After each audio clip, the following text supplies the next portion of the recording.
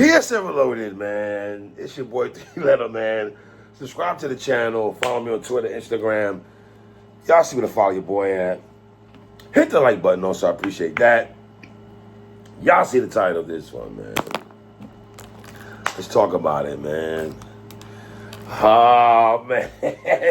I've been trying my hardest. That's a Dame dance right there. I've been trying my hardest not to talk about Dame, man. But I can't help myself after watching him on the Breakfast Club, man. Dame Dash, man. The Dame Dummy, Dame da. Shout out to Nas right quick, man.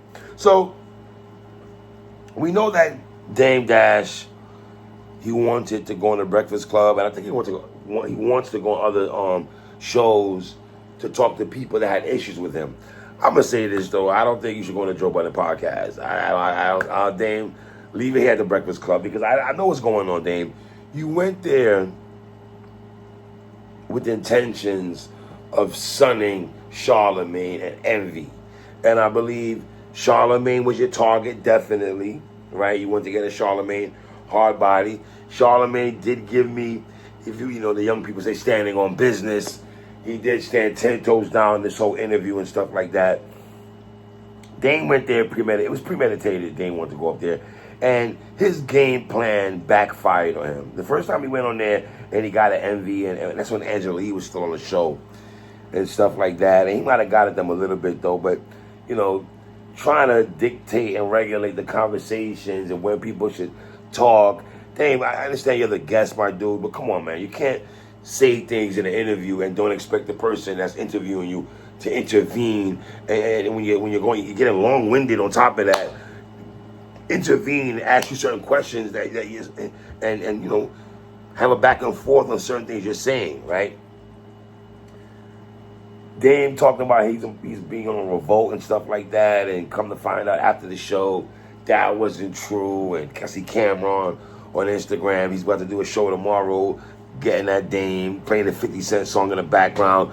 And it's just, I never thought I'd see Dame and Cam beefing. If you're a hip-hop head like myself, you know, Dame helped me get me out my budget, out of Sony and all that.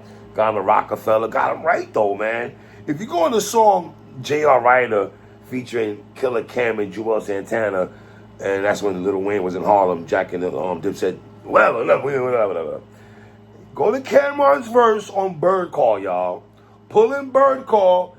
Fast forward to Cameron. Dame held Def Jam down. He was holding, listen, he was holding Dame down. And I see a lot of people at one particular time was saying that they didn't like the way I Hov and Dame, you know, separated and stuff like that. People felt Jay-Z switched up on Dame. And maybe Jay saw the writing on the wall, because the more I hear Dame talk, it's like the writing is on the wall. Like Hov might have been like, yo, get me from all these niggas, man. Like, for real. You know? Dame, you in there talking like you a boss, and it was hard to watch in certain parts, though. This is Dame we're talking about, man. This is Dame Dash. You know, and the stop interrupting thing was kind of whack, and then you going into these soliloquies and stuff, still saying pause. You're like 50-something years old with gray in your beard, my dude, and you're still saying pause, man. Go listen to Ghostface album, Supreme Clientele, about the pause skit. I understand, you know, it's a Harlem thing, and that pause thing is just OD, man. Nobody wants to hear that right now from you, Dame. You know what I mean? And to go back to Charlemagne now, yo, man, Charlemagne was wilding on Dame. He was wilding on Dame, like, for real. But then the conversation about whose house is bigger, there was some childish, petty stuff also sprinkled through this interview, man. And Dame getting triggered by the bankruptcy conversation. And, you know, it's almost like, Dame, I'm sorry, like, you don't want to hear this, but they don't believe you. You need more people almost, Dame.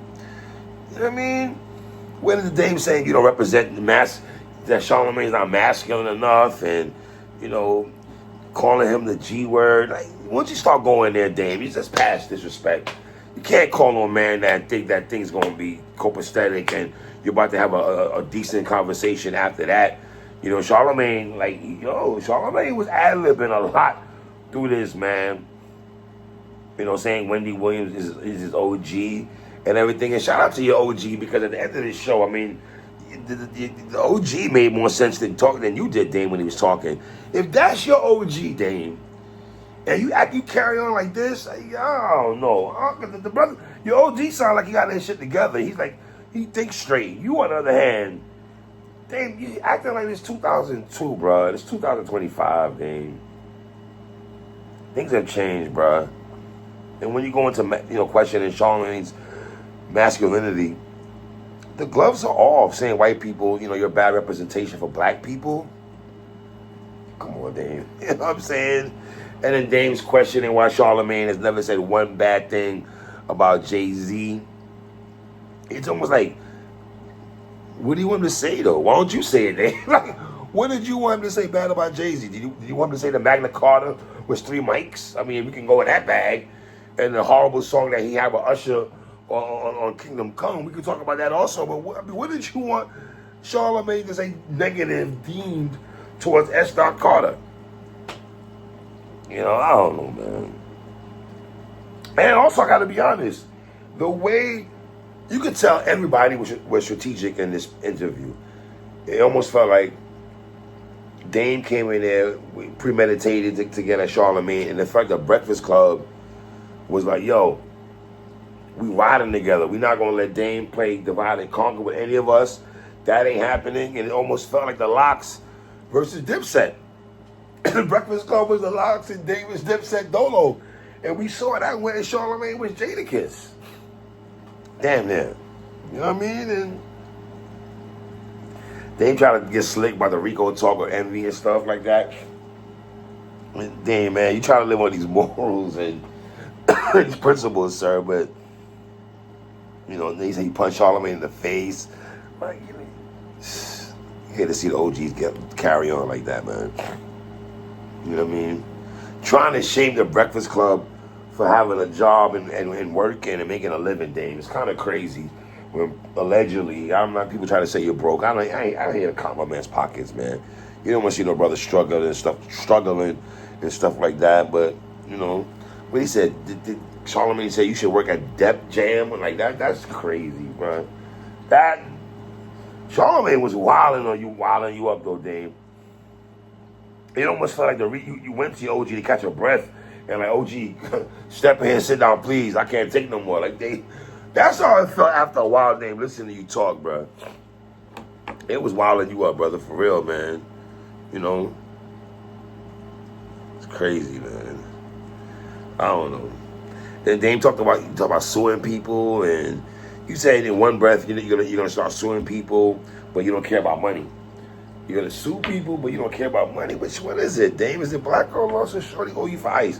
Which one is it, brother? They're talking about you about to start suing people, but you don't care about money. Come on, bro. You know what I mean? And then Charlamagne, this might have been the wildest thing Charlamagne said to Dame, y'all, in my opinion. When he said to Dame, you care more about money and materialistic things. Your whole existence is about material things. Now that you don't have it, you're trying to prove to everybody that you got it. Now that was a stinger right there, man. That was yeah.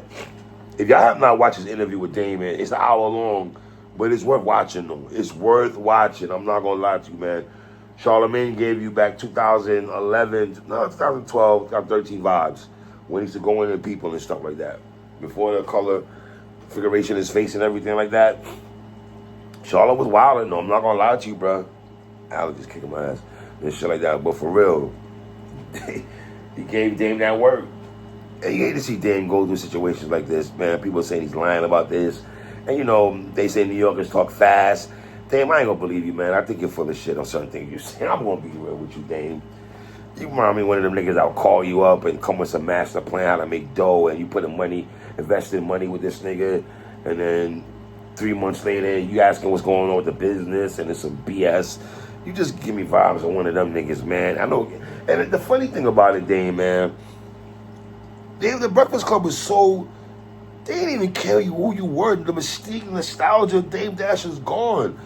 Once Hove left you, and then Cam left you, and then all this other stuff is like, It was hard to watch at times, y'all. I'm not gonna lie to you, but Charlamagne gave Dame Dash that work. I can't front, man. So if y'all have not watched that, y'all go watch that, man. It's your boy 3. 1.